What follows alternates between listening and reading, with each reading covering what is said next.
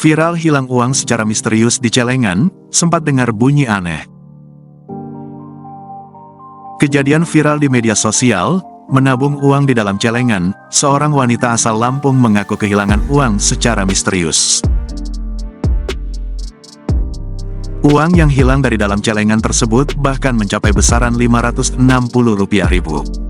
Kisah wanita yang kehilangan uang secara misterius di dalam celengan tersebut viral di TikTok usai diunggah melalui akun pribadinya @baolshopuhui, Senin, tanggal 27 November tahun 2023.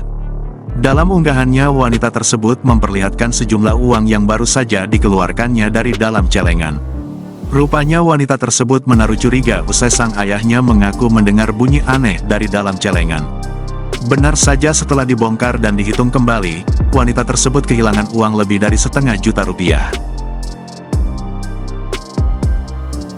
Memang di bagian depan celengan wanita tersebut terlihat menuliskan jumlah besaran uang setiap kali menabung. Tampak uang yang dikeluarkan dari dalam tabungan tersebut berbentuk kertas dengan pecahan berupa Rp2.000, Rp5.000, Rp10.000, Rp50.000, hingga Rp100.000 yang jumlahnya diperkirakan mencapai jutaan rupiah.